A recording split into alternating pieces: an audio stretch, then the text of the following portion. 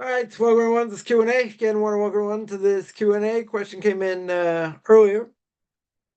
It's actually a good question for my spiritual group coaching or group spiritual coaching, however you want to say it. But I think we'll cover it now. It's a good question. Comes up. Somebody asked, what happens? What happens? People give up. They give up tshuva. They don't want to repent. They find it too difficult. Let's say they get beaten down in life, right? It can very well happen. They get beaten down in life. It's too difficult. They don't want to try. So what would we call that? In the vernacular, you're throwing in the towel, right? Essentially, that's what we would call it. You're giving up. Now, why is the person giving up? Right? We thought, each case is going to be different, but let's say, why would someone give up? Change is hard. To change one character trait is hard. One character trait. Rabbi Yonah of Gerondi, who wrote Shari Tshuva, gave to repentance. The Rabbi Yonah says that when a person does something wrong, what happens? Person does something wrong. Okay, they feel the pain. They feel the pain. Second time they do it wrong, they still feel the pain. Third time they do it wrong, they'll feel the pain, but they may feel less pain. Right? They may feel less pain. Fourth time, fifth time, eighth time, 10th time, then it's already a mitzvah. Then it already becomes permissible. Now, what's the problem over here? What's the obvious problem? Problem is, when a person does it, it becomes now part of your nature. Once it's part of your nature, isn't it hard to change? We're creatures of habit. We think a certain way, we act a certain way.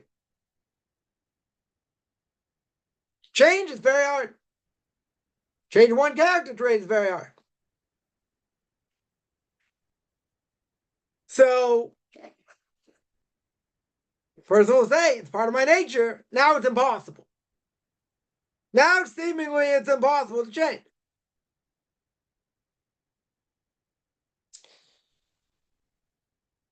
Does God ever put a person in a position to fail? No. God gives everybody the opportunity, so whatever they're going through, that they can overcome it. Now, does that mean it's easy to overcome? No. Doesn't mean it's easy to overcome. God is not a masochist over here, God forbid. He doesn't set people up just to squash them, to put them in situations where it's impossible. Now, it may seem impossible. Very good. And a person can be thrown the kitchen sink at. That's hard. This is hard. The other thing's hard. So the story's somebody, again, I don't know the details, but somebody who became religious, secular Jew became religious.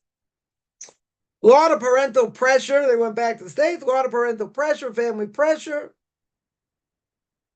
They couldn't withstand the pressure. They went back becoming secular. And I don't know, they didn't live in a Jewish community. I don't know if they had, a rabbi in their lives, a mentor, somebody.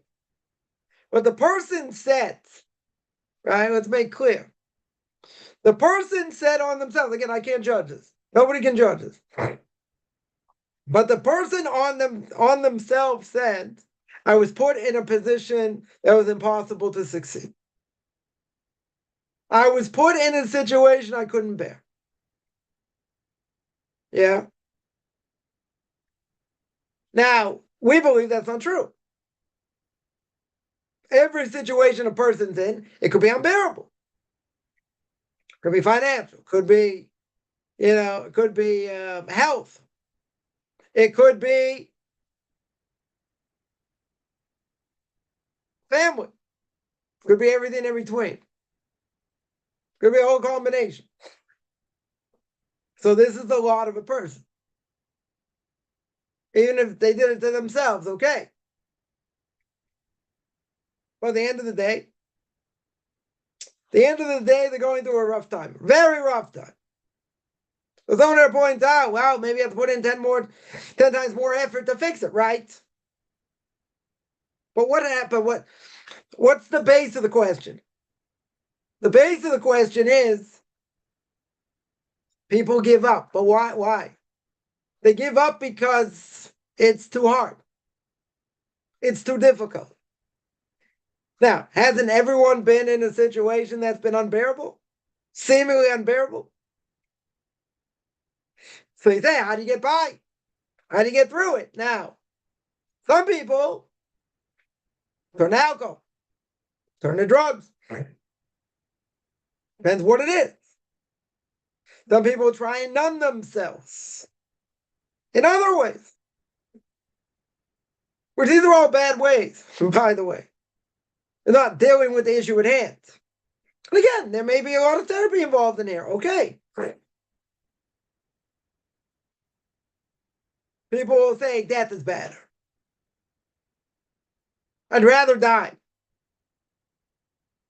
There's no point to live. Again, different situations can look pretty deep. Pretty drastic. They can look pretty bleak. Now, God's not a masochist here. It's trying to squeeze you like the bottom of the toothpaste. Bring out whatever character trait. Don't know. Trials are hard. They can be very hard. So I could understand that I'll cut somebody some slack. I could understand because they feel it's just too hard. Now, the question really is, even if it's hard, the person has to put a lot of work in. Is the end result worth it? I would think the end result would be worth it. Let's say, to put the work in, save a marriage. Maybe the marriage shouldn't be saved. Maybe. Well, let's say they really want to work hard. They really want to change. In order to change, you got to knock yourself down. You got to realize what you've done.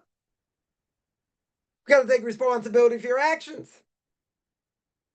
You got to look in the mirror and be honest without totally destroying yourself. That's a hard thing. But if something is that worthwhile, you'll do it. You'll put in the effort. Right? The old adage, no pain, no gain. You got to put in the effort. You got to want it. You got to want to fix it. I hear this all the time when it comes to conversion. People say this is hard, that's hard. They don't want to work. They want to, they're not expecting a free ride.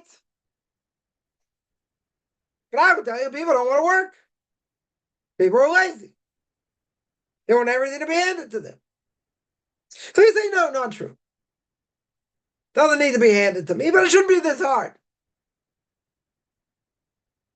We always say life's not about what's fair or not fair. The question is how I deal with it. How I view it. How do I see the bigger picture? That's the question. Now, could I understand? Simple explanation. Could I understand why a person can get beaten down and want to quit? Yes. Families against them. Communities against them. Seems like the whole world's against you. And nobody wants to help. Or even people do want to help. It's like too little, too late. They've already been beaten down too much. So they give up. It happens. Now, the question, it's a little bit different question here. How does God view it? How does God see it over here? The person gave up, let's say they just give up 100%. They give up. They're just going to do what they do. Whatever happens, happens in the future. They'll deal with it then. Now, can we blame them? No. Can't judge someone unless you've been in their shoes. But ultimately, God's going to judge it. Very good. He's going to judge it. Now, there's a problem here. Each one of us could give an excuse, a good excuse. Why we shouldn't want to do anything religiously. Why we'd want to spit in God's face, literally, if we could. Because look at our lives. Look at the difficulty people go through.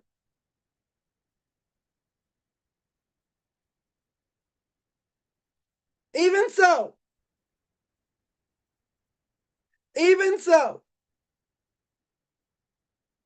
what's the bottom line? The difficulty you're going through, yes, we'll agree, very hard. Seemingly impossible to deal with, okay? Whatever it may be. We'll say the alternative's worse. People say maybe the alternative isn't worse. Isn't worse. But they feel they can't function. They feel that's just sledgehammer approach all day long. Get hit this way, that way, the other way. It's never good. Right? It's always hard. No matter what you do, it's always hard, different ways. Go on for a long time. Right? Someone recently reached out to me, and said they can't pray. Had nothing to do with October 7th. What happened on October 7th? They can't pray. They don't have the ability to thank God for what they have.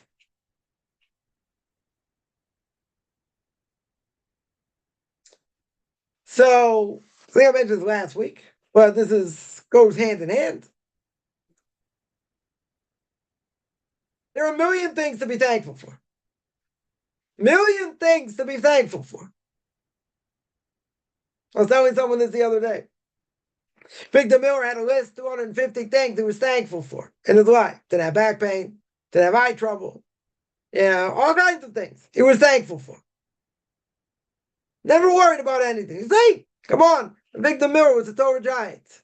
Right? He's a Torah giant. We're ants compared to him. Okay. No question about it. So the question is, when a person's in a rut, when a person is stuck, when a person has great difficulty, go eat a piece of chocolate. Go exercise. Go read a good book. Yeah? What if those things don't help? They're just talking from the hip here. No psychology here. Right? Take my psychology with a grain of salt. But what's going on? You're angry. You're angry. You're giving everything to God. You're changing your life. You did all these things. What happened? Slap, slap, slap. Financial issues, health issues, family issues, community issues. All these things. Bam, bam, bam. You say, wow, what a great covenant. What a great covenant to join. Think Abraham had it easy? The famine, right? Had to go down to Egypt. Had to fight the 5, world powers, save his nephew Lot, go to the circumcision, sacrificing his son. God's like, hey, what a covenant. What do you think? Great covenant. We're tested all the time. Day in and day out, we're tested, all kinds of things. What do we want, really? We want to be happy. Live every day like it's your last. Yeah, but today was terrible. The day before was terrible. Tomorrow will probably also be terrible. God forbid. Life can be very hard. So I understand the question very good. We want to change. We want to repent. Look at my life. Look at the miserable life we have. And if you do, you not. You got a miserable life, let's say. All around. I would bet, with all the money I don't have, I would bet people's lives are not as bad as they think. Some people say, no, it's bad. It's totally bad, okay? But there's no way. There's no way if a person thinks hard enough, there's no possible way to say it's all bad. There are no redeeming qualities of anything in life. None. When I mean none, I mean none. There's no redeeming quality to live. Now you tell me a person's sick and their terminal quality of life is okay. But going that far. People's everyday difficulties in life, they can be really hard. But what's the purpose of tests? To test you. Test your metal. We want everything to go easy. We want everything to be smooth. We want to live our lives, enjoy. But there are a lot of factors involved that don't allow that. Money is always one. Health is always another.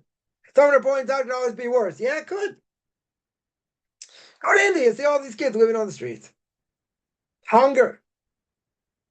Yeah. Horrific things going on.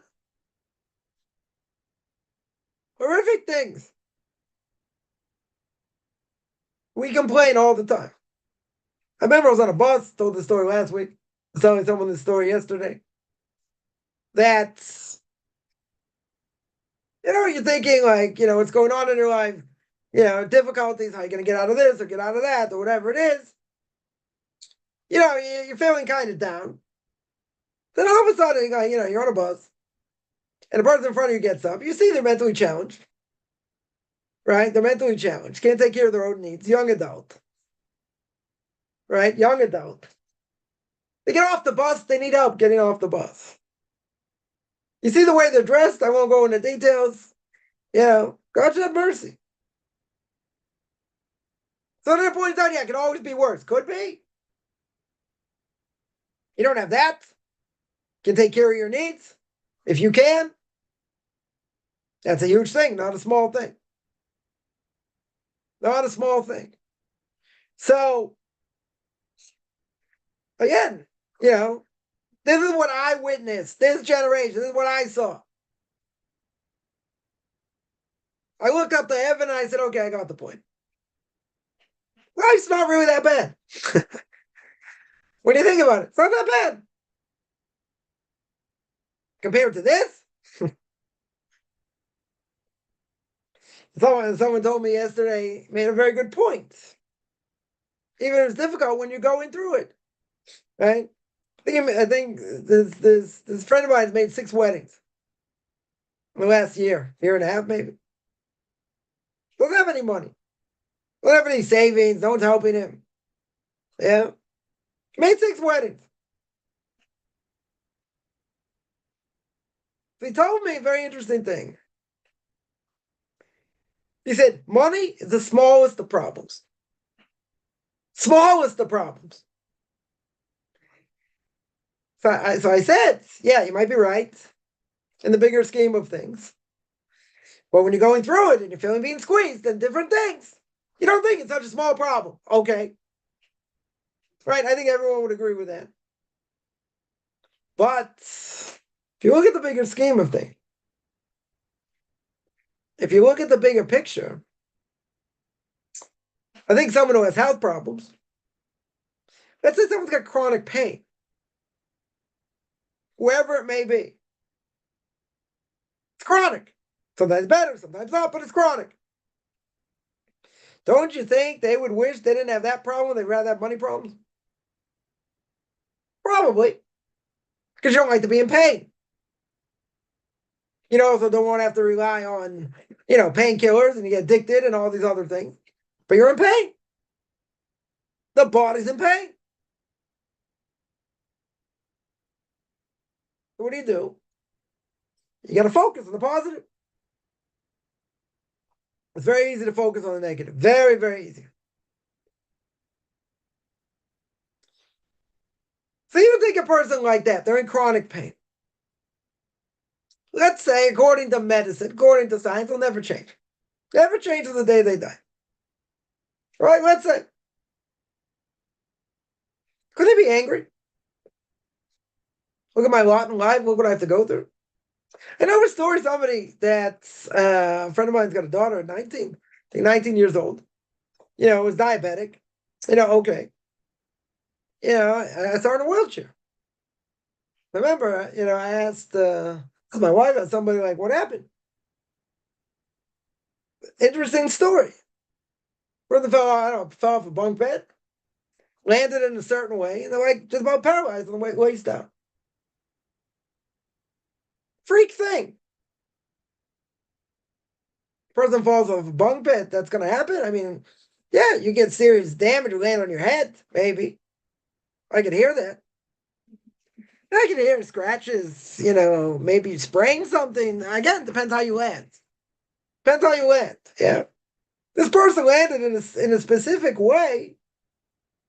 They damaged a nerve in their back, I think, or something like that. I think that's what happened. Not paralyzed. Can't walk.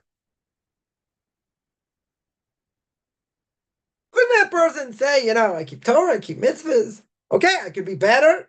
I can work harder.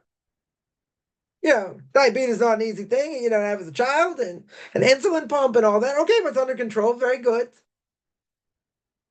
They could complain about that, but it's under control. Okay, so they have what to deal with. But then this, it's a freak thing. What are the odds? Someone falls off a bunk bed, that's going to happen. 1 in a million? 1 in 10 million? I mean, the odds can't be that high. It obviously depends how high the bunk bed is. Okay. Yeah. I'm just talking about falling off, not getting, thrown off or slipping off or whatever. The odds are very slim. They got to be very slim. I've never heard such a thing. Never heard such a thing. Paralyzed from the waist down? As a child? Okay, young adult, fine. You tell me a younger kid, maybe. You tell me, baby, soft spot. Okay, I certain things I could hear. Bones aren't fully formed and you fall a certain way. But, you hear these things. Kids getting paralyzed in car accidents and other things.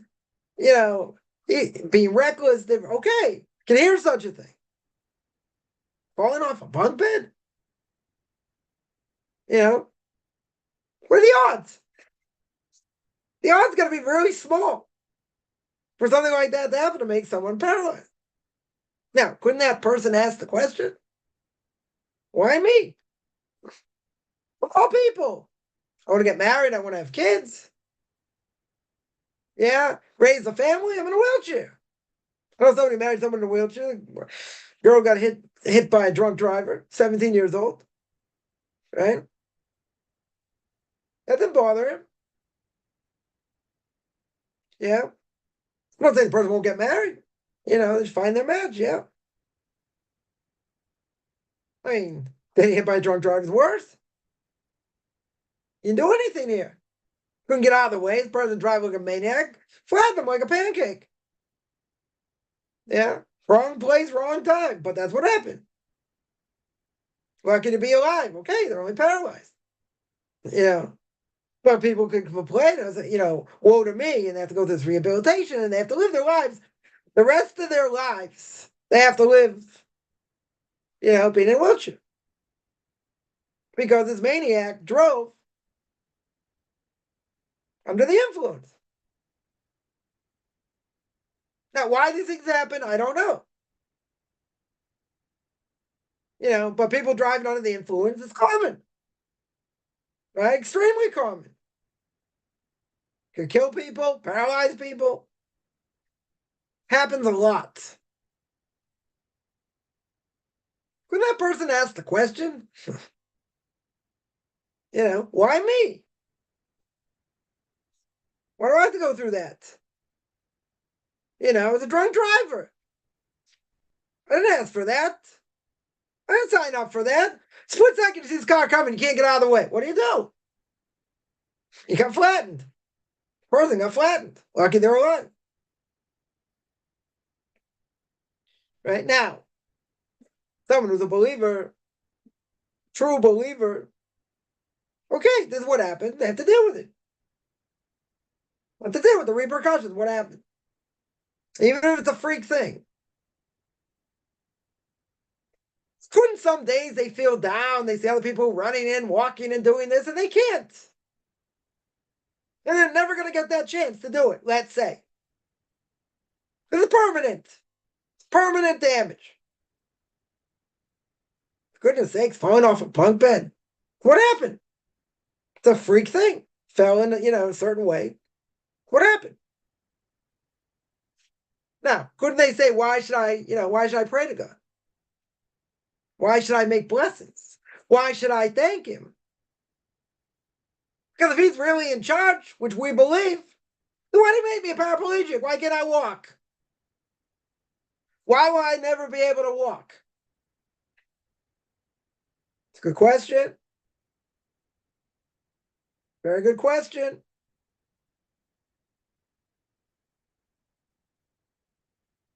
Yeah, but if you're a true believer,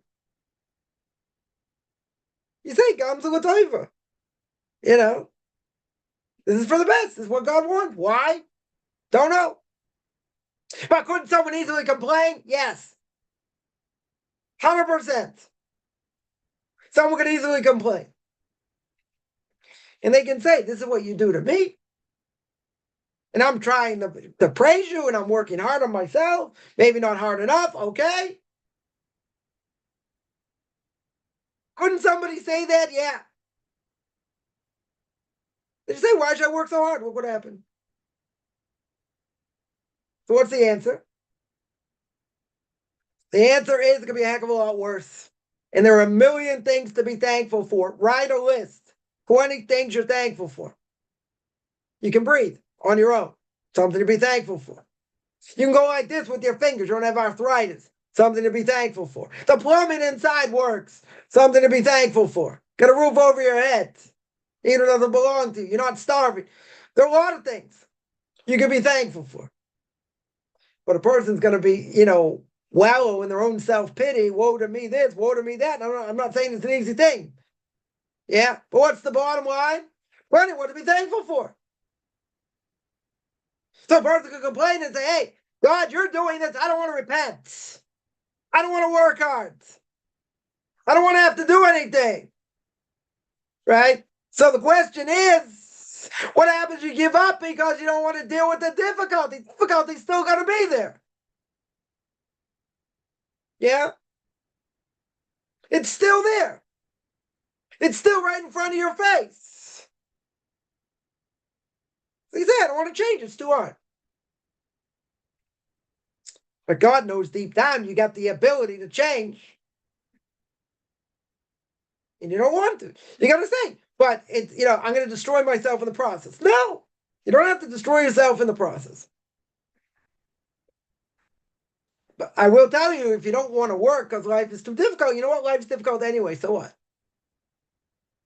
I'll tell you what's worse. If a person doesn't do that, and they still want to have this connection to God at some level, then they're going to feel guilty for what they're doing. If they don't want to change, God's going to say, I gave you the ability to change. You don't want to change. So now all the other things you want to do, you're not going to change. You're going to feel worse. It's not going to make you feel any better. The problem doesn't disappear. It's just you're going to look at it in a different way and say, okay, so I won't repent. So I won't work on myself. This is the way it is. Now, if they give up and they continue to do things, they're basically going to be in a spiritual abyss. They're going to be drowning in quicksand. They're just going to say, okay, just take me. Just let me drown. Yeah, here's a bottle of whiskey. Have a good time. Person can drown their sorrows in many ways. Dull the pain. Dull the pain. Okay, but that's not getting to the problem. That's not dealing with the issue. See, if they don't want to change, it's going to live life or whatever, it's still going to be there. They're just going to look at it in different ways. Okay, so I won't repent. So I won't try and be better. Trying to be better is hard, and no one disagrees. Trying to change is hard. God doesn't put us in a situation we can't handle. But then you're going to say, well, you made it too difficult, or life is too difficult, I can't handle it. So you got to figure out a way to do it. Person has to figure out a way to handle it. In positive ways, not negative ways. Someone here asks, right, got a lot of questions here. Why is it mentally and physically debilitating when Mr. S, i.e. the Satan, comes causing trouble? Why do you think? What's the answer? What's the obvious answer? Because when trouble comes and difficulties come, they hit us at our weakest point. So if they hit you at your weakest point, now you're vulnerable, right? Let's say a person got a business, right? A business. My father, my uncle, blessed memory, they would say they had a parking business. So I used to work there. They would always say, you don't argue with the customer. Customer's always right. Now, what if the customer's not right? Yeah. What if they want to ruin you? Or potentially ruin you? Yeah. So for that, you got to do what it takes to make sure you don't get ruined. Even if they're not nice. I'm not saying you have to grovel, per se. Person's reputation is what it is. But at the end of the day, a person doesn't want to have a bad reputation. Right? Makes sense. Yeah. But if a person did everything in their power, try and fix the situation, and this person still mauled off and, this and that, they weren't placated, then there's nothing to do. I mean, there is one thing to do. You pray. That's what you do. And you keep saying the mantra again and again, God, you're the one in charge. Okay. If you got to admit you made a mistake. You're really sorry. You give them the money back. You do what you can to try and placate them. But if they're a hothead and they say, I don't care, I'm gonna plaster all over social media and this and that, ruin your reputation. What can you do if they do that? How many people have been ruined by one thing that they wish they could have taken back? Yeah. I'll tell one story. I mean, a lot of stories like this, especially in sports. This famous NFL, National Football League analyst. Name was Jimmy the Greek. Anyone who's ever heard of him? Yeah. He was an analyst on Sunday football. Made a seemingly racist comment on TV. Right? I don't think it was such a bad thing. That's what that he said, but everyone claimed it was racist. That was it. Canned. Finished. Yeah, that was the end of his career. Howard Cosell. Anyone remembers Howard Cosell? Right? Howard Cosell also got in trouble, for saying something. Also cost him. I think what he said was a little bit worse, but okay. You're in that type of position, you got to be very careful what you say. You got to be politically correct. You're not politically correct, or you say something that's somewhat racist, yeah, you're in trouble. 100% you're in trouble. But when the test comes, if a person is working on themselves, Just the opposite. They get more difficult.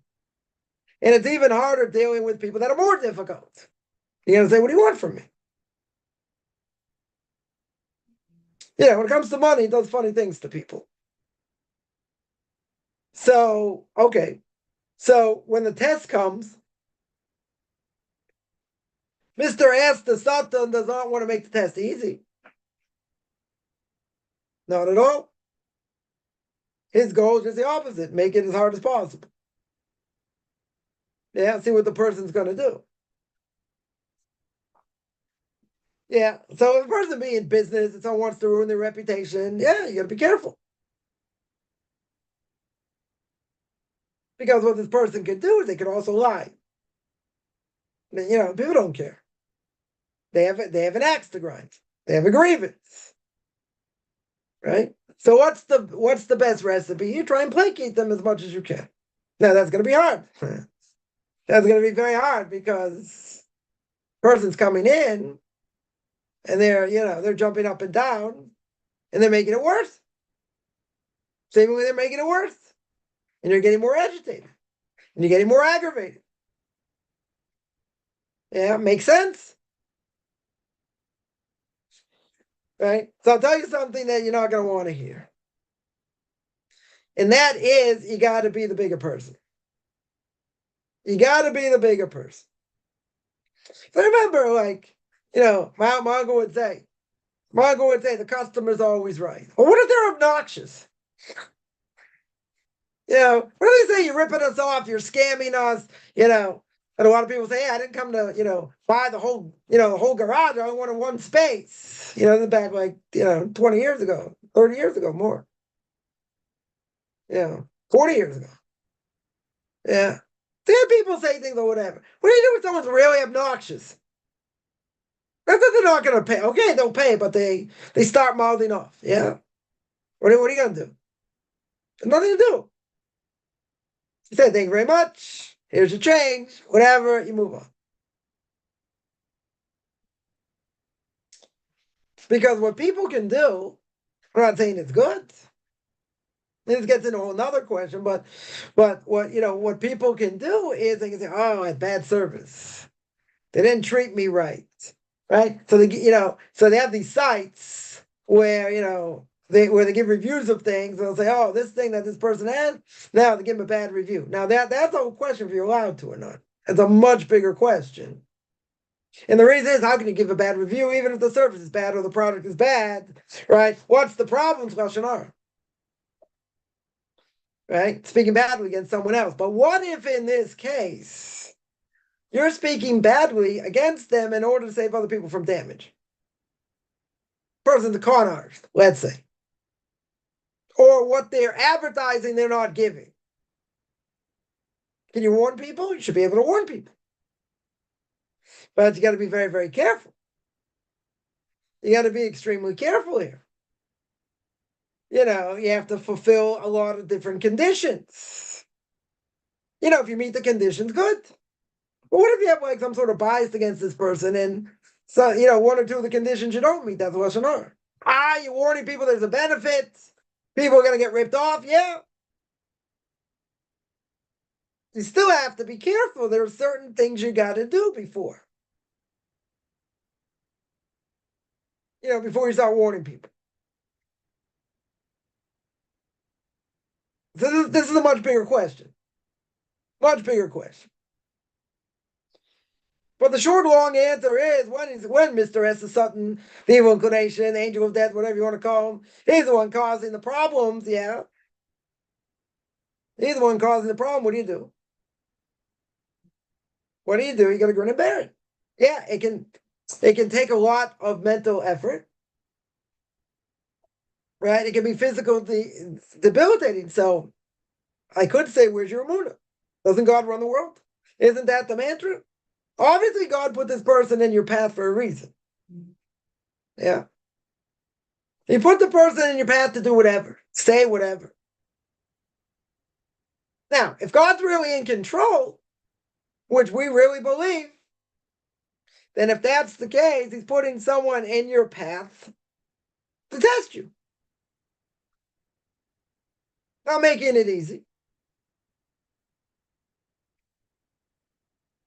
So if God's really in control, and that's the mantra, then why are we getting upset? Why are we getting stressed out? Because it's going to say it's stressful. I've seen some people, pretty amazing, have things said to them, whatever. They're like Teflon. It sounds like what do you call it? What do you call it? It's like a mafioso. You're like, it can't be touched by anybody. Whatever they say, whatever they do, like the person doesn't flinch. How do you get to that level? How do you get to that level? You look up to heaven and say, God, I want to thank you for this golden opportunity. Instead of getting stressed out about it. It takes work. It takes a lot of work. Right? If God's really in charge, and he's doing this to test me, so you pray, take away the test. You pray, or even better, you pray that you have the strength physically and mentally to be able to deal with the challenge. It's taking up a lot of time. It's making you nervous, this and that. Okay. But again, for all of us, we're not going to look at the situation that way. We're going to say, this person can really damage me. This person can, could potentially do other things. True. Very, very true. So you got to do what you can to diffuse the situation. And what if you did everything in your power and it didn't work? And you prayed and it didn't work? And this person ends up, God forbid, costing damage, collateral damage in a lot of ways. What's the answer? It's what God wanted. God wanted you to take a hit. Why? You have to ask God then. But see, this gets back to the original point. If you're working hard on yourself, you're praying like you should, you make blessings like you should, you're doing other things like you should. That doesn't mean we're perfect. Then a person will say, but that doesn't mean I have to be thrown around like a rag doll and I have to have this thing and almost destroy me. Yeah. We don't know the cheshbonos of Shamayim. We don't know the calculation in heaven. This could be atonement for so many things. Right? I'll give an example. I see there are a lot of other questions there, so I'll give one example. If someone gets embarrassed in public, they don't answer. See, someone who embarrasses someone in public, you lose your portion of the world to come. Right? Always bad. Now, if you get embarrassed in public and you don't answer whoever embarrasses you, you have the opportunity to get blessings. You have the opportunity at that point to ask God for anything. And he'll grant it to you. Why? Because you just hit such a high level that now you're almost, I'm not going to say you're an angel, I'm not going to go that far, but you've hit a very high level here. Why? Anyone who's ever been embarrassed in public, yeah? It's like murder. Right? The Gemara says it's like a branch of murder. Why? Because when a person gets embarrassed, they turn white, then they turn red. Now, Rabbi Yonah says, if a person embarrasses someone in public, you lose your portion of the world to come. If you murder someone, difference of opinion if you lose your portion of the world to come. This isn't really murder. This isn't murder in the murder, like you killed somebody, literally. But someone will say, being embarrassed is almost the same feeling. Okay, but it's not. It's not real murder. You might feel like it is, but it's not. Come on, Rabbi Yonah says, you lose your portion of the world to come. Even if there's a difference of opinion whether real murder you lose your portion of the world to come, that's how severe it is. Okay. But imagine the person who's now been slaughtered in public. They've been embarrassed in public. And they don't open up their mouths against the person who did it. Anyone who's been embarrassed in public and didn't say anything, you go up. If you ever find someone who got embarrassed in public, you go up to them immediately and ask for a blessing. And ask for whatever blessing you want. They have the ability to give blessings. Because that's one of the hardest things to do. Especially if you got a big mouth.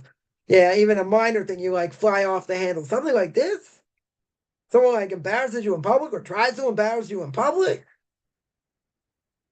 You got the right to give blessings. and you go to somebody who's been embarrassed in public, didn't say anything, you ask them for a blessing, whatever you want. The unbelievable thing. Unbelievable thing. Because the reality is, anyone who's ever been embarrassed in public, you're going to be yelling and screaming and saying, like, what are you doing? Like, how do you say such a thing? How do you, whatever. So, it's possible. It's definitely possible. But if we're on our game and we're working on ourselves, we have to work on our emunah. That's the mitzvah of this generation. Working our faith and belief in God, understanding He runs the world, trying to see the bigger picture. So when anything happens, why aren't we like Teflon? Why don't we say it's water off a duck's back? Sticks and stones, who cares what people say, what they do? Like I say, this is different. This person could say things or whatever. You're right. So you got to prepare. You got to do everything in your power to placate that person. Right? But let's say, God forbid, they start shooting off their mouth and this and that. And you can't placate them. You did what you could do. You can't, at the end of the day, you got to say, okay, you're the one in charge. God, you're the one in charge. You want this person to ruin me? Then ruin me. You don't want this person to ruin me? They won't ruin me, but have mercy.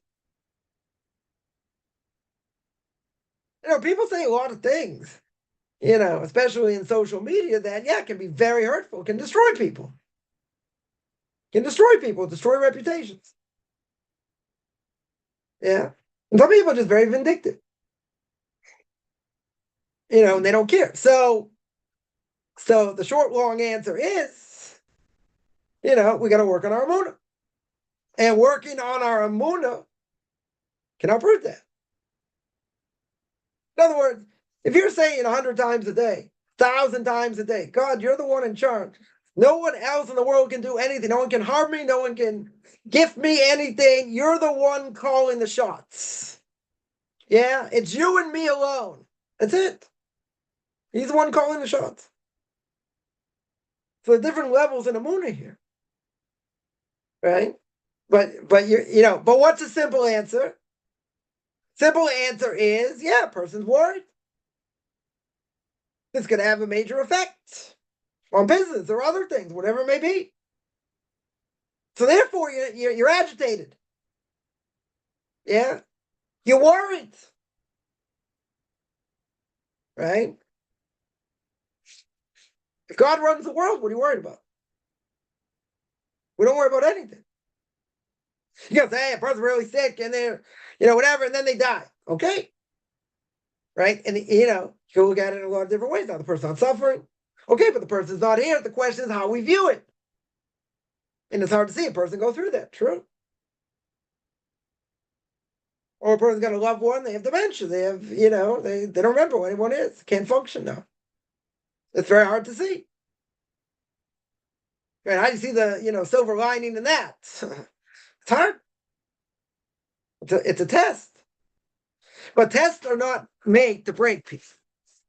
Tests are made to make people stronger, to help them overcome whatever they need to come. That is the point. Somebody asks, what's a good source for livelihood? I don't know. Real estate. Real estate is always a good source for livelihood, right? For a Jewish lifestyle, it's higher than average. Real estate. Real estate is probably the best, one of the best. I would say if a person's in high tech, that's also good. Yeah, a lot of money to be made in high tech. Other things. I don't know. Not a good address for, for that. I would say though, that what people should look for is the ability, especially for men, the ability, to make more money, less hours. It's not so easy though. Someone told me there was somebody studying to become a doctor, and what do they do? What do they specialize in? In what do you call it? There was a certain type of some type of surgery, it's whatever. It's something very, very specific. Yeah. So they made, they made a lot of money, their own hours. Essentially their own hours. Right? In other words, specifically pick something where they're going to be able to make a lot, not to work a lot, but they're not so easy to find because there are a lot of ups and downs. There are a lot of ups and downs. People would say, where's the money to be made? It's real estate. Real estate, you have places going down, places going up, and even if they're going down, right, you buy relatively low and you sit on it. So you can have a portfolio of, a number of properties, et cetera, if you're able to get them. Have someone watch them, whatever it is. And sit on them, eventually sell them for a profit, right? That's one thing. That's definitely one thing. In any market, be able to do that. Find undervalued properties and do it, right? Should be able to do it. But, that's one thing. I would say things that are, a person's a born salesman, very good, right? If you're going to work on commission, that's going to be hard. And then, then you get burnt out, right? Then you got burnt out doing that. So I don't know. I don't have any good answers, necessarily. On that, food industry is always hard. A person can be in construction, other things, but they don't make a lot of money. I don't know. It's the thing I would say is try and be as versatile as possible, right? Be like a jack of all trades, so to speak. Have a lot of things that you're able to do, so definitely more marketable, and you can do other things even in a down economy. Right? It's also not so easy to, the Chofetz Levavos says, let's say like this: how do people make money in this world? So the Chofetz Levavos, Duty the Heart, says in Shar B'tachon, gate of belief, faith and belief in God, he says, either God gives you brains, he gives you brain power to do it, or he gives you brawn, gives you strength. If he gives you brains, right, then you'll be able to work in, in different things, and you won't have a problem making money. You shouldn't have a problem making money. Well, let's say someone's got less than an average IQ. They're not mentally challenged, but they're not very bright either, right? They don't have great brain power, let's say, right? They're less than average. Okay, so God will give them strength. They'll do physical labor. Physical labor can also make money. Not a problem. You always need physical labor. Totally need physical labor. So God will make you make money in either way. Either he'll give you brains to do it, or he'll give you brawn, or he'll give you strength. But remember one thing. Even if he gives you brains, and a person has a high IQ and they know a lot of different things, that helps. That may help a lot. That's not a guarantee you're going to make money. Why not? Why is that guarantee? Because there's a big, big X factor. What's the big, big X factor? It's God himself. It's God himself. Someone asked, the bankers well off in Israel? I don't know, it depends where they are in the bank. Tellers make good money, probably average money. I think, who makes the most money in Israel is high tech. That's where the money is. Israel's biggest, probably one of the biggest high tech places in the world. So I have a friend of mine, his daughter's in high tech. She's doing very well. Yeah. She's doing extremely well. That's where the money is. Right. So, the joke is, how do you make $1 million in Israel? You bring 2 million with you. Right? Doctors don't make a lot of money here because the healthcare system is socialized. Right? So they don't make a lot of money here. So nurses can do better in that sense. They're not working every day. They can work like 3 days a week, maybe have night shift, whatever. Maybe a couple times a week, whatever it may be. They do okay. But it's one of the most expensive places to live. So, how do people survive? Just telling you about this friend of mine made 6 weddings, in the last year, a year and a half. Says every wedding is a miracle. No question. Right? That's a big miracle. How are people doing? It's not a question where you got the ultra Orthodox not working. You got 60, 70% of the ultra Orthodox are working. They might, a lot of them not working in high tech. Okay. Again, that's where the money is here. They're working in other things, but you get by. there are things that offset. A person doesn't need a car, depending where you are here. Health insurance is subsidized. Tuition is not a lot. For schooling for kids. I mean, food's expensive and rent's expensive. Certain things offset, certain things are the same, right? But it's also harder because most people make less money unless you're in a field that makes a lot more money. Person's a real estate agent here, let's say. Okay, you're making money on commission. Yeah, but when you sell something, you sell something once every couple months, very good, right? Very good. Then you're good for a few months. You can make, relatively high commission, but you gotta work. You gotta hustle, right? You gotta hustle. You only get paid when it closes, right? Orthodox Jews work in high tech. Yeah, there are Orthodox Jews working high tech. Nothing wrong necessarily with working in high tech. Yeah.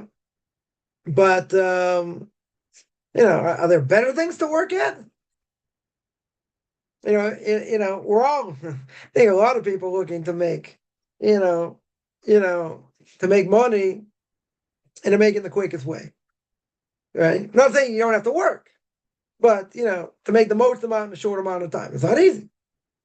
Not easy to say. People say affiliate marketing you can do and passive income and other things. Yeah, but these things take time. Take time to build. Marketing, if a person's good, let's say, writing, doing copywriting, or let's say, marketing or something like that. You gotta be able to speak to people, tell them, explain what their problem is, what they need, and you got to be able to close them. You can be a great writer, but you can't close. If you can't close, you're not going to get clients, and you got to find the right clients. So, marketing's not necessarily an easy thing. You're always fishing for prospects, right? It could be. I mean, if a person's top of the line, you won't have to fish for prospects anymore. But it takes time to get there, right? Definitely takes time to get there. So, here teaching's a good field. Especially for women. I mean, they don't get paid, a ton, but the hours are good, right? So, it depends. Again, any of these things also depend if God's going to bless it, right? As well. So, again, I'm not going to say people are lazy. Everybody's looking, to make a lot of money, and not doing very much work. I get it, right? If that, to do that in order to maximize the amount of time you're going to learn, very good, right? But it's, at times are hard because just everything's just so expensive. Gas here, like everyone complains in the States how expensive gas is. A joke. Gas here is like 3 times the price. And that's where the gas comes from. It's like $8 a gallon. That's insane. It's insane. How much gas is. And this is where it comes from. It's like it goes around China, no pun intended, to get to here. But this is where all the gas comes from. Yeah. When people complain in the States, oh, it's $3 a gallon, $4 a gallon. I'm like, yeah, I wish it was $4 a gallon here. It's expensive. Having a car is an expense. It's a big expense here. I saw an advertisement for, I forget what type of car it was. I saw an advertisement. They're selling this car for like 430,000 shekels, right? The exchange rate is like 3.6, 3.7. It's like over $100,000. Not a Lamborghini. Yeah. Toyota Sienna, 8-seater. Yeah, 8-seater's over a few years ago already. It was already like $60,000, $70,000. Like over 200,000 shekels. That's insane. Secondhand cars, they're expensive. If I bought a secondhand car, here, I could have bought a brand new car in America. Easily. Easily. Only a couple $1,000, I wish. Yeah. So, like someone there says, you're right. I mentioned high tech, but you're right. Technology and Orthodox Judaism doesn't necessarily fit, right? Depends what it is. Right? It depends what a person's doing, but that's also true. Let me see other questions here. One second.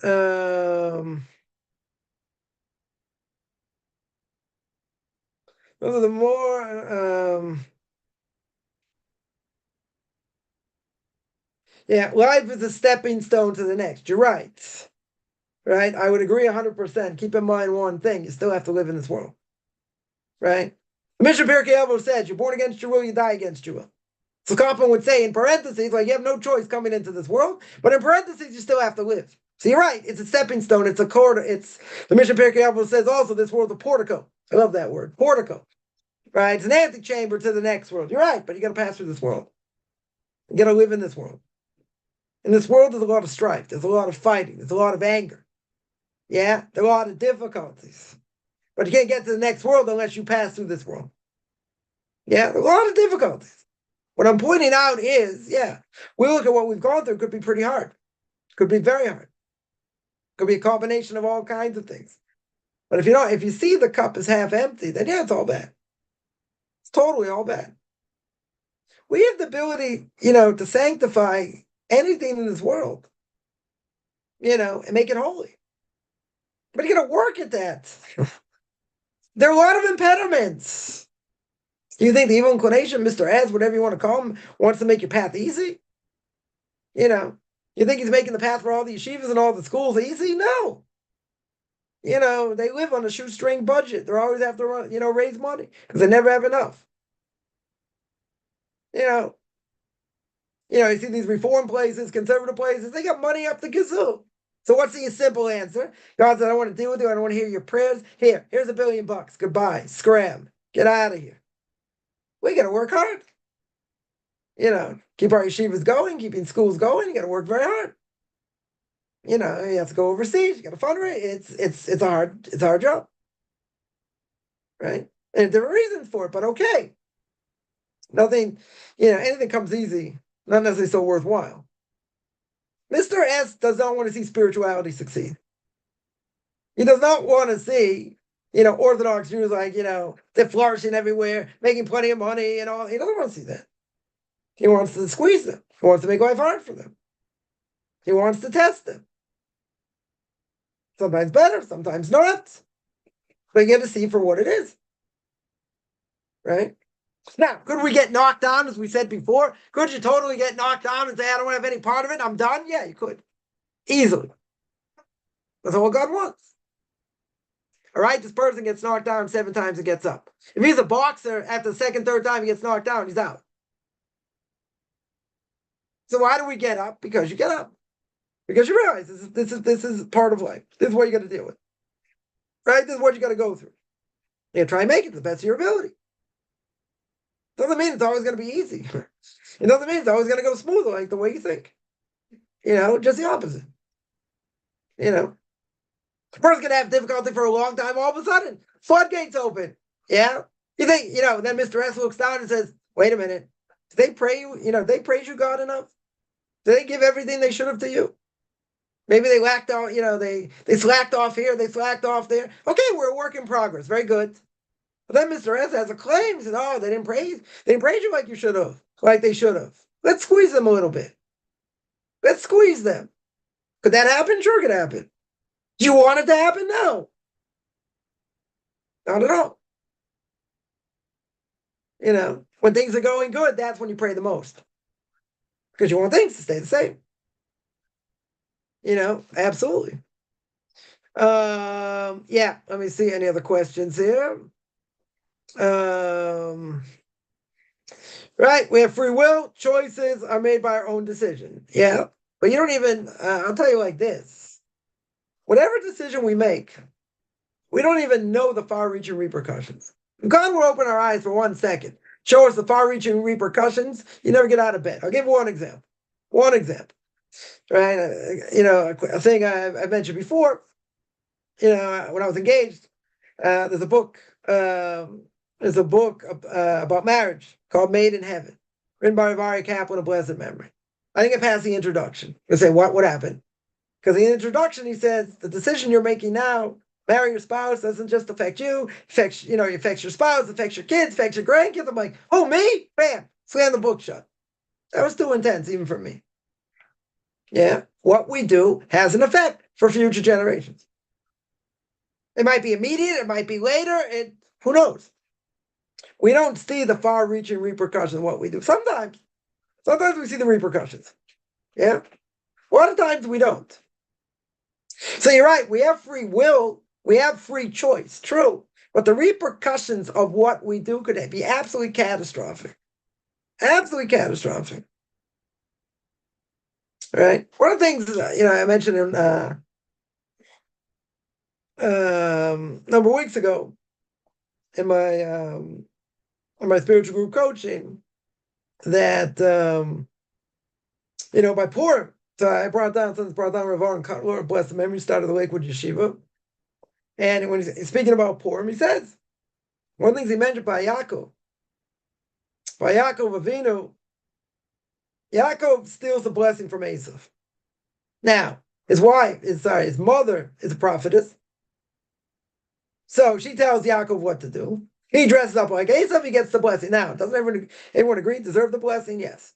Poor old Uncle Esav. He didn't want the blessing, didn't deserve the blessing. Yaakov took it. Why in that way? Good question. All right, not a topic for now. Says Rav Aaron over there, Yaakov is a conduit because of what Rivka told him to do, made Esav cry. Poor old Uncle Esav, tears coming down. You don't have a blessing for me, Dad? Come on. You don't have a blessing for me? And Yaakov's severely punished. Now, why is he severely punished? Why does he get punished? He didn't do anything. He did what his mother told him to do, and she's a prophetess. So why blame him for anything? He didn't do anything wrong. What's the answer? Rav Aaron says because he was used in this way, and the pain that was caused to Esav happened through him, he gets punished. Repercussions could be catastrophic. Even if you yourself didn't do anything wrong. But the fact is, through you caused someone pain. No one's going to think that. No one in a million years is going to think that. They're going to think I just, fell off some planet. I'm not the one who said it. I'm just quoting where Varun Cutler, bless the memory, said, when Torah giants, the last generation. Right? He said that's how far a person's actions can go. Even if you didn't do it, but it came through you, causing someone else pain. There's payback. What's the obvious question? The obvious question is he didn't do anything. It happened through him. You're right. Says Rav Aaron, even if it happened through him, and his mother's a prophetess, guess what? He caused someone pain. There's payback. Huge novelty. We can understand things more direct. Cause someone pain, I understand. More direct. There's payback. Very good. He did it through his mother, who was a prophetess. This is what we're supposed to be. Why did she get punished? Yeah. Huge novelty. Someone asks, what's enough to you say on the 1st of Nisan until the 12th? I think you're saying Parshas Naso. Parshas Naso, you say the whatever. I have to get to the exact one. Let me just check that. Where it is exactly.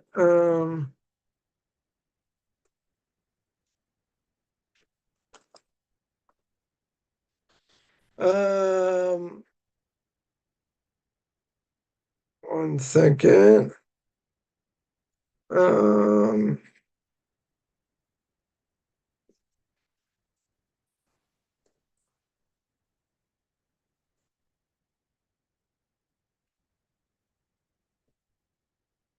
One second.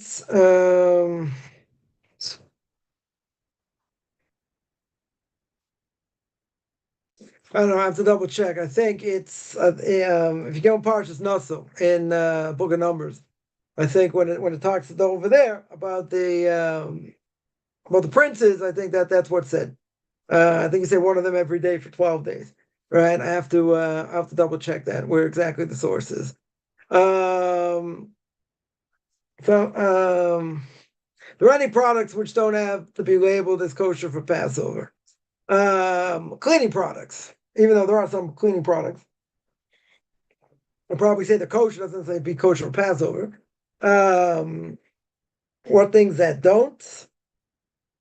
Probably, let's say, dishwashing detergents wouldn't. Um, Things you clean dishes with, what do you call it, dishwashing soap, probably doesn't. Just what everything else does. Salt, spices, anything. You want to make sure it's kosher for Passover. Even if you bought something frozen, let's say frozen vegetables, all they are vegetable, right? Still shouldn't eat them. I mean, we're stringent about this on Passover. So basically, everything should be kosher for Passover. I'm trying to think what doesn't necessarily. Um,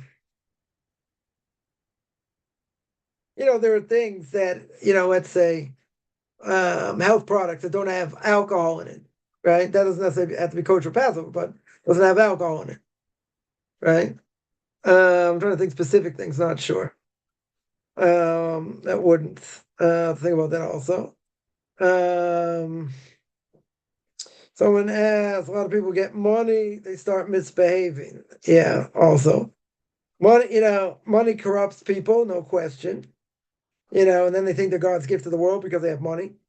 Also true, which is a problem. Someone imagines maybe that's why God does it to get your attention. Yeah. A lot of things happen in our lives to wake us up. Right? One thing God can do is He can make something happen around you. If that doesn't wake you up, God can hit you in the pocket if you don't get the message. God can hit you in the pocket, you lose money. If that doesn't work, then God hits you in the body. Right? But the wake-up calls, 100%. 100%. A lot of things that happen to us in the negative are wake-up calls. If you pray for the test to go away, does that mean you haven't passed it? No. It means that you find it's too hard. Right? There's a catch-22. We pray every day and we say, God should not bring us to trials and tribulations. Problem is, you don't grow without trials and tribulations. Contradiction in terms. Yeah. So to pray that God takes it away doesn't necessarily mean you passed it. It might be just, you might have passed it. But it just means it's too difficult to go through. You don't have to keep going through it. But I would say if this suffering, if we would understand that suffering takes away from sin, uproots, a lot of sins that we might have done depending on the suffering, as long as we acknowledge where it comes from, we'd ask for a lot more suffering, but nobody wants it. Right? So it doesn't necessarily mean you didn't pass the test. It just means that it's hard to go through, and you don't want to continue to go through it.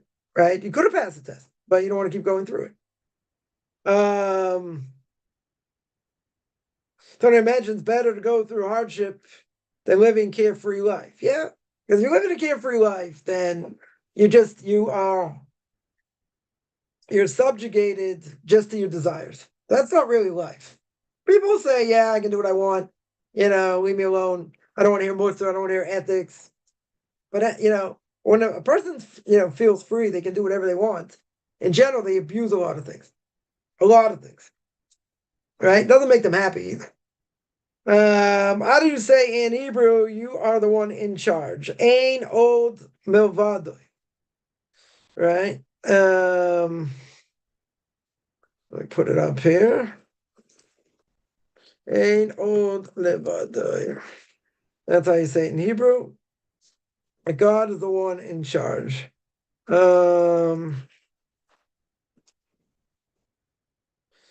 Right. Yeah. Any other questions here? Let's see. Figured I answered them all. No, just kidding. If we get, I'm going to remember Mr. S can't do anything or anything right again. Right. Remember, even if Mr. S is trying to make you sin, right? Remember, it's also a test from God over here, right? God's the one in control. He is the one in control. Now, he gives, free reign to a certain extent to allow Mr. S to tempt people. Now, he doesn't have full reign to do whatever he wants, right? We see that by Job. God says you can test him, you can't kill him, right? He's limited what he can do. He's limited what he can do. But I'll tell you the bottom line. Again, the bottom line is, if God's the one in control, all the other things shouldn't matter. Even if it's hard, it shouldn't matter. I got to work on my emunah. Got to work on my belief and faith in God. That's what I got to do. Because if I would be really strong in my faith and belief in God, then nothing matters. Right? I have to get through it. I have to deal with it. Okay. But why flip out over it? God will take care of it one way or another. Yeah, for better or for worse.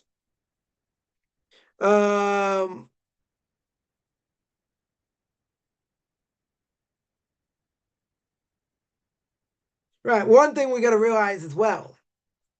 Rabbi Kiva said, "Kol David Rachmana V'Toivav." Everything that God does is for the best. Now, it's not always easy to see the silver lining, right? But his Rebbe, Nachum Ish Gamzu, said, Gamzu L'Toiv, he said, everything is good. That's a higher level, much higher level. Yeah. But we have to realize, God's the one in charge. He's the one calling the shots. He knows what's best, even if we don't think it's best for us. Right? I'll give an example. You take medicine. Medicine's bitter, extremely bitter. Yeah. Last thing you want to do is take the medicine, but if you don't take the medicine, you won't get better. It's a bitter pill to swallow. It's a bitter pill to swallow. No pun intended. Yeah. But if you don't take it, you won't get better. So you're going to say, I'm never going to take it. I only want something, that tastes good, and that'll heal me. Nothing tastes good over here. This is the medicine you got to take. And it tastes like turpentine. Okay. So take it with soda. Take it with orange juice. Take it with something you can deal with. Right? Get it down somehow because that's going to save your life. What a person's going to say, that's awful. It tastes awful. You want to live or not? Right? So there could be bitter pills to swallow, but in the end, it's for our benefit. Would anyone ever say, that a surgeon shouldn't operate?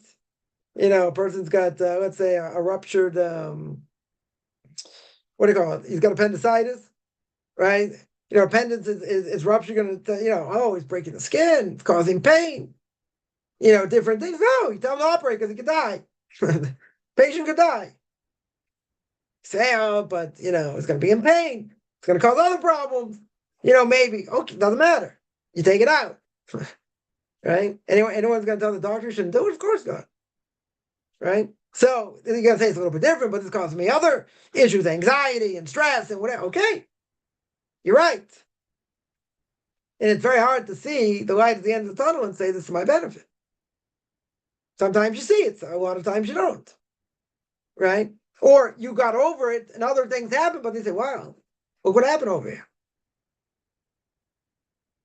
When I had everything happen to me, even in the darkest of days, what was the mantra? Okay, got a roof over my head, not starving, other things going well. Okay, certain area was very hard, very good. Very good. It's a mentality issue. Could that destroy a person? Yes. Absolutely. Could it destroy their self-confidence? Yes. Is that what God wants? No. But if you see the bigger picture, it's a different issue. Now, I'm not going to say every single day was a good day, but, the more you focus on the good and the positive, the other stuff doesn't matter. Right? You're able to get through even if you're getting squeezed. Like this friend of mine said, if it's money, be happy, it's only money. That's what you should be happy with. You don't want health issues. You don't want other issues. Right? But that's also hard, true. Because someone has very little and they feel like they're getting squeezed, you got to praise God also. Not so easy. Right? Any other questions? Someone here mentions, the laws of nature are regularly broken. Why are the laws of nature regularly broken? Right? God's in charge of nature. Right? So if we say these are like natural disasters, whatever, they come from God. But I wouldn't say necessarily nature's necessarily broken, but okay. How do I know when it's enough to pray? Prayer is something you always need to work on. Everyone needs to work on. You can never relax. You can never sit back, relax, kick up, and sip your pina coladas. You don't know what tomorrow's going to bring. King Solomon says, what today was going to bring, you know what tomorrow's going to bring. Today things could be good. I can kick back, very good. Tomorrow, do you have any idea what tomorrow's going to bring? No. Right? I mentioned this earlier. If a person falls off their bunk bed, right? Crack their spine. or a spinal cord or whatever. Now they're paralyzed. Did they expect that? No. Is that a freak of nature? Yeah, that's a freak of nature. That I would say is a freak of nature. Yeah, but obviously God wanted it to happen. Why? I can't answer. But they fell in a specific way. It's like 1 in a billion chance. They understand, okay, maybe he broke a bone, maybe he sprained something, but now the person, 19 years old is paralyzed. I don't have an answer. The only answer is, okay, that's what God wanted. I don't know why. I have no idea why. Right? But just because something was, everything's going good today, you better pray darn well it stays good. You can't rest on your laurels for 1 second. Right? Because you always have greater potential. And you don't know what tomorrow is going to bring. Right? Greatest of all people. Right? King Solomon himself, smartest of all people. This is what he said in Proverbs. I'm just quoting, paraphrasing what he said. You don't know what today is going to bring. You don't know what tomorrow is going to bring. So even if today is good, how do you know what tomorrow is going to bring? You have no idea. Right? I'll give an example. I had to go to the consulate yesterday, right? To what do you call it? Renew my passport.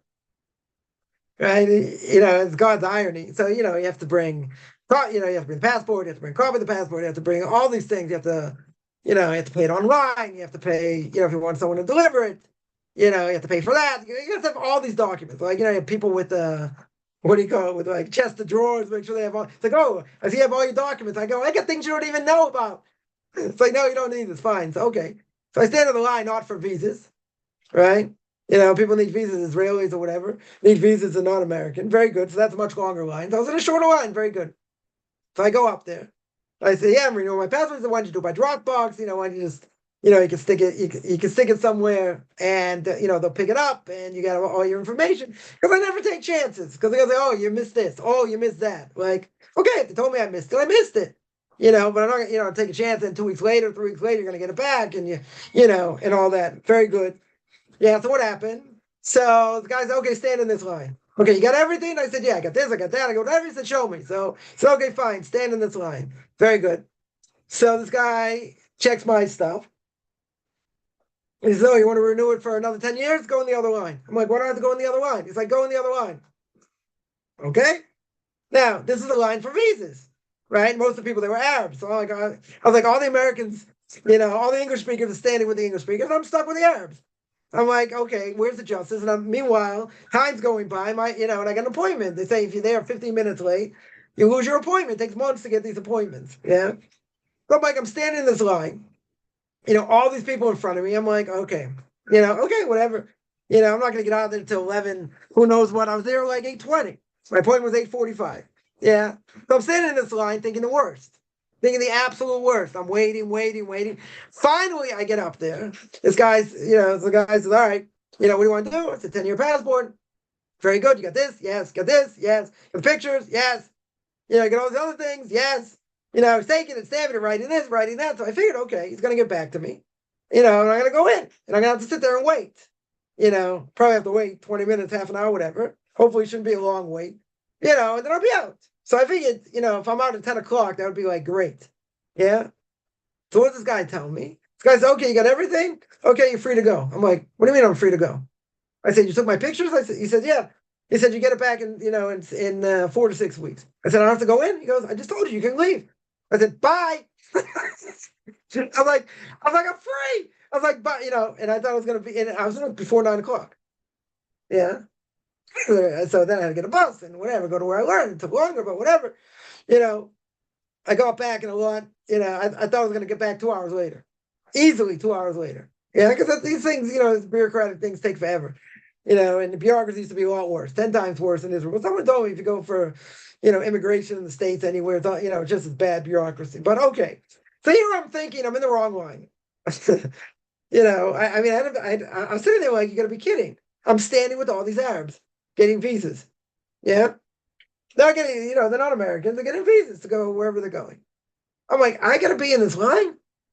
Why can't I be with all the English speakers? Like, come on, what am I doing with all the Arabs? Okay. So this is my lot. So I'm going to be here, I'll be here all morning. Fine. But, God, whatever you want. Then I get to the beginning of the line.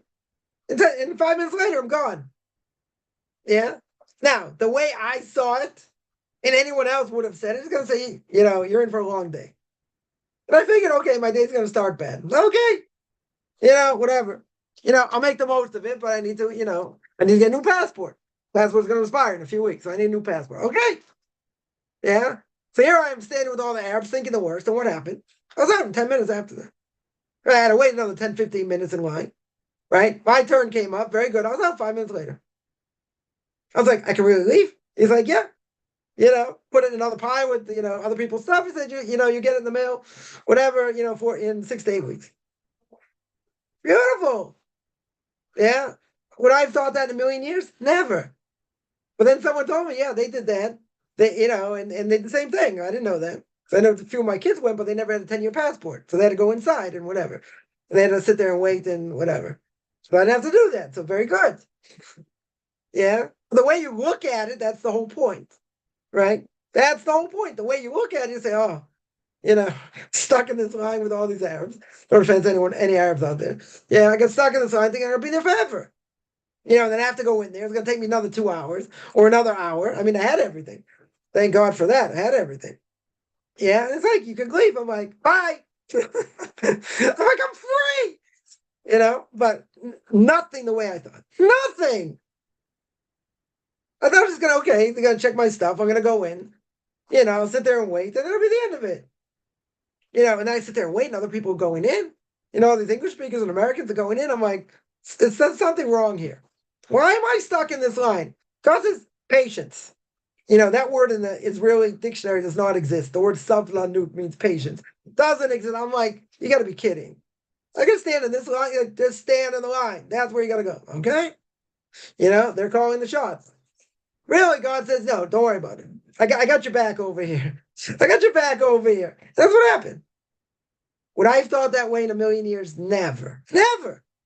And then someone told me, my daughter told me, she had an appointment the same day, and the same thing happened. Exact same thing happened. So yeah, is there resting on your laurels? Never. Never. You're always going to be on your game every single day. Even if today was a good day, no guarantee for tomorrow. Definitely no guarantee for tomorrow. Somebody asks, one second. Entire Babylonian Talmud translated. Yeah. I think it has been translated. It's all been translated. Babylonian for sure. Jerusalem Talmud, no. Jerusalem Talmud just came out with an annotation that's a lot easier to go through now, but it hasn't been translated into English. Babylonian Talmud's been translated by Art Scroll. Very good translation. Yeah, somebody mentions I'm a non-Jew, right? Judaism is my faith. I don't dabble in the Talmud, right? It's not really meant for non-Jews, right? It could be certain things they could learn that would apply to them, but someone can't learn it like a Jew, and it's in depth. But yeah, it's off limits to non-Jews.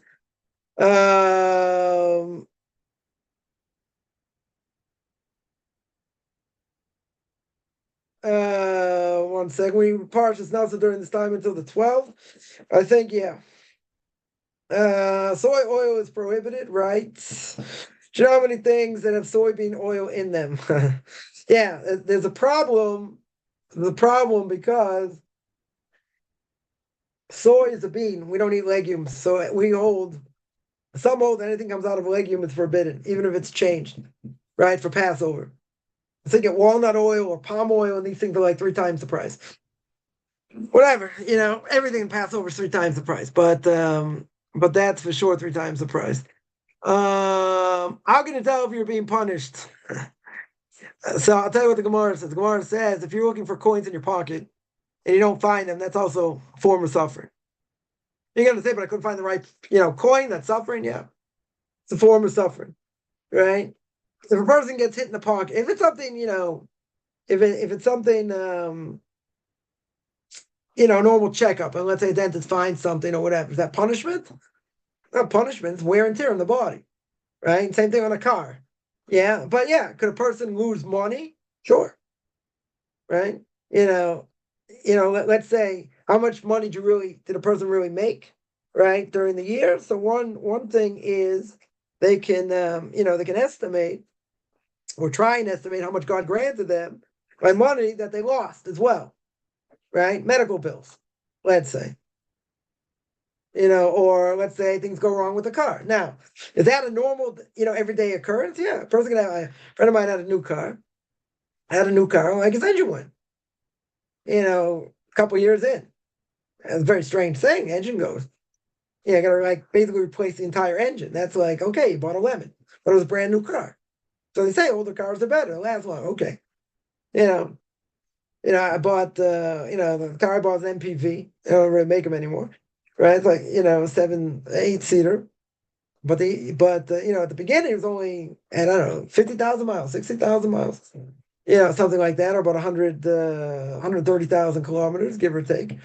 And I had a lot of problems at the beginning.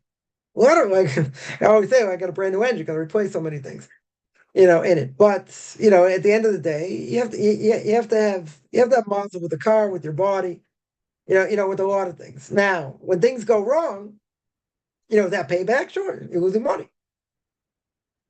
All things, let's say, I always tell my family members, I get my car inspected, and pray, you know, you should pray for the car, so that spend a lot of money, but it's wear and tear. Is that normal? You'll say it's normal. Is that punishment? You're losing money. So if I go in, I only have to pay, you have to pay for the test, right? You're gonna pay $20, $30 for the test. Very good. You don't have to replace tires. You don't have to replace, other things. That's the only thing you have to pay. Very good.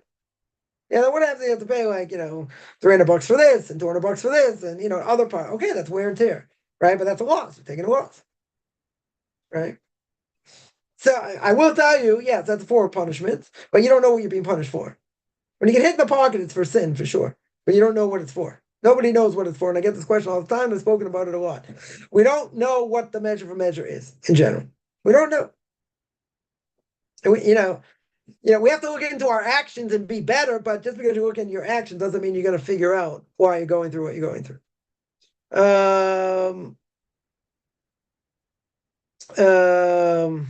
Would it be the best to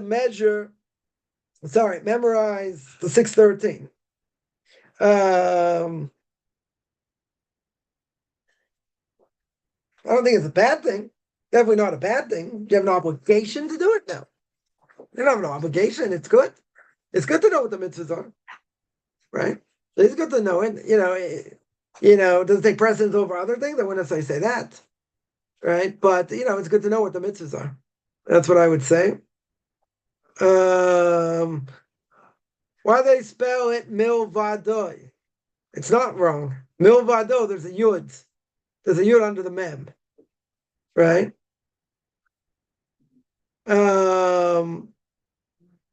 Right. So you're right. So I said ain't old. Right. Should be milvado, not livado. Right. Good point.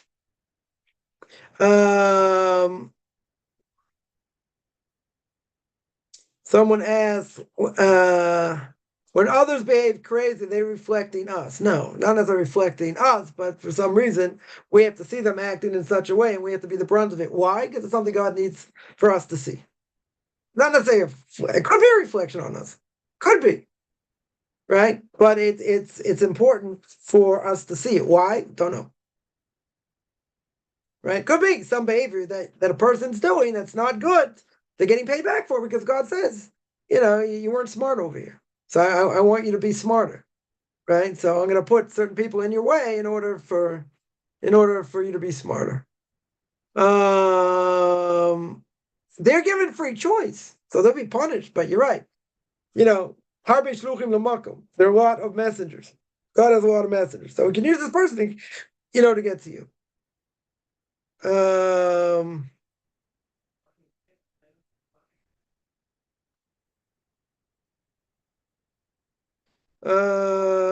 One second. All right, well, they're both a couple. Would patience and emunah be the same? No. Emunah is something very specific. It's understanding that God's the one in charge, right? That God's the one calling the shots. It doesn't have to do with patience. It has to be understand that He runs the world, right? That's what we got to understand.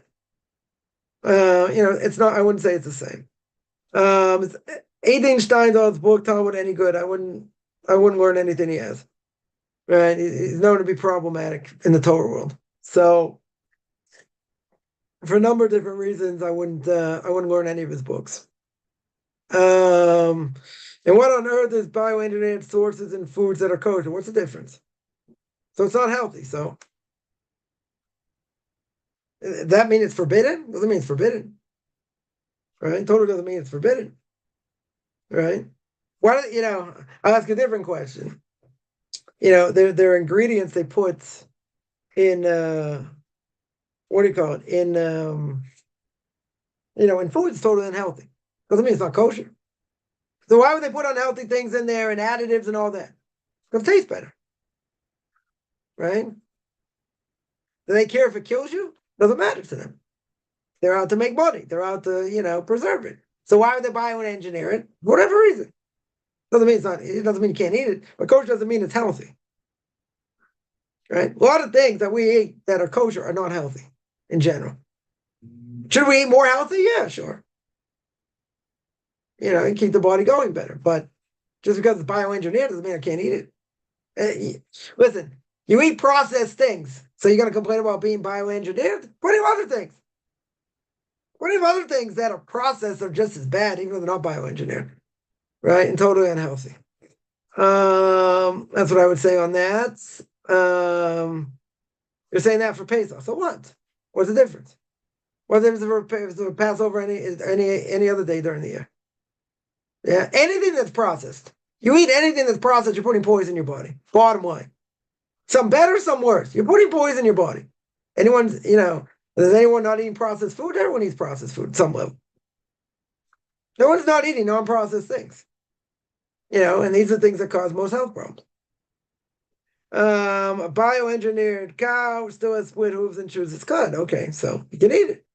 But again, there are bioengineered things that are totally unhealthy also. They can be totally healthy. They could be healthy. But I guarantee there are plenty of things you eat that are there are plenty of things that are unhealthy. Doesn't mean it's not kosher. Totally doesn't mean it's not kosher, right? And what you could have listen, they produce cows and they produce right. Then they make dolly the sheep or whatever, right? Took the DNA, put it in a petri dish and cloned it. So they can clone, right? Can't they clone animals? They could. The whole controversy about that years ago, but can it be done? It can be done. We have a lot of halachic shilas. Not going to get into, but it can be done, right? The science has proven it can't be done, right? So that's not unheard of. As the manufacturer, okay, you can do that, right? You definitely can do that.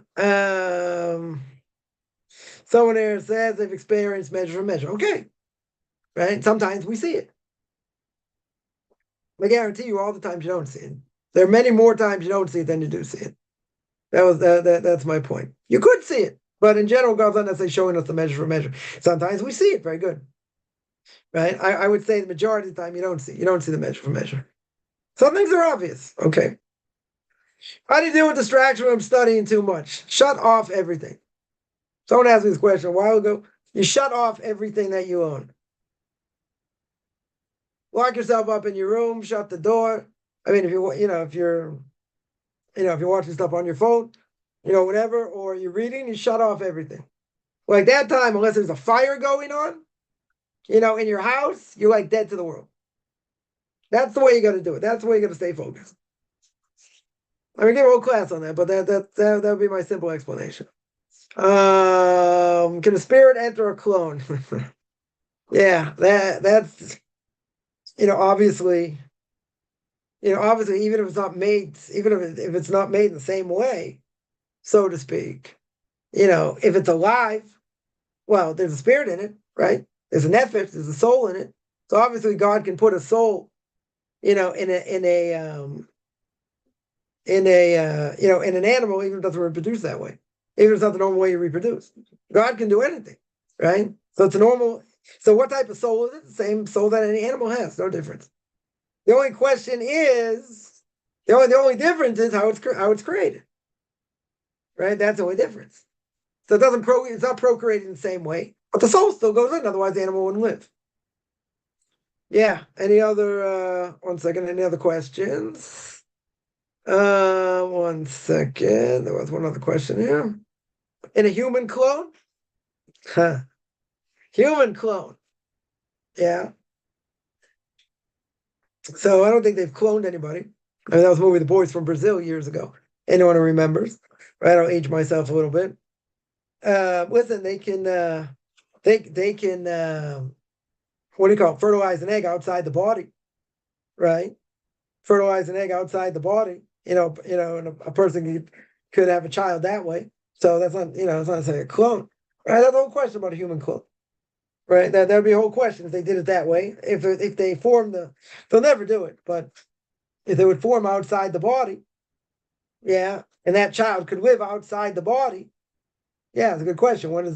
So there's difference of opinion when the soul goes in. When the soul goes in. Yeah, the soul goes in at conception or when the child's born.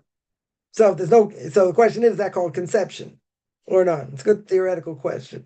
Is that called conception or when the child's actually born? Right. So yeah, that's a good question. Nephilim or something else. They were souls they were like angels that went into the body. They went into the body. They went into the body. Made the body come alive, so to speak. Right? Now, were they human? They were in human form. And the soul can come in a human form, can come back in a human form or an animalistic form. Right? Gilgulim are like that. What do you call it? What do you call Gilgulim? What do you call it? Reincarnation. How does the soul go in the body of an animal? Right? Well, not the same thing per se, because the animal's already alive, right? You're not born in the animal when it gives birth. You're in the animal. You're in the animal when it's alive, when it's already alive. That's a different thing. That's a different thing. Is wealth viewed positively? No. In general, no. If it's used positively, yeah, it can be used in a positive way. 100% it can be used in a positive way. Yeah, but a lot of times wealth is not used in the right way. That's why, someone asked a rabbi question once many years ago. Is it better to work much harder and overtime and this and that so you can give more to charity? No. You give what you can give, and that's it. Right? If God gave you money and you became wealthy, so very good, use it in the right way. It's a test, it's a big test. It's a big test. It's all just messing with God's creation, playing gods. Why? Why is that playing God? You mean cloning and that? Yeah, that's a problem. I agree, that's a problem. Right? That would be that would be a problem. Right? But God allows it, doesn't stop it. What about making a mule? Mule's a very strong animal. It's a hybrid between a donkey and a horse. What's the problem with the mule? It's sterile. That's the problem. Sterile. Right? So does God want you playing with creation? No. But here are definite repercussions why he doesn't want it. Because it made the animal sterile. Yeah, so playing with creation, even for non-Jews, forbidden. Right? That would be forbidden for Noahites. Yeah, any other questions? Maybe human clones are sterile, maybe. Can they reproduce? Don't know. I don't know any human clones, by the way, but could they be sterile? Who knows? Who knows? If God put a soul in there, why couldn't it reproduce?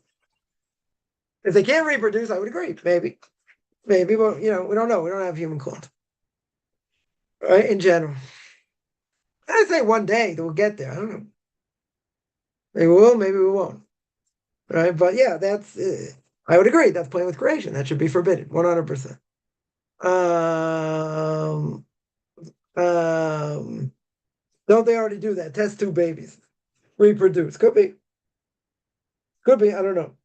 That I don't know. That I have to look into. But if they could, then yeah.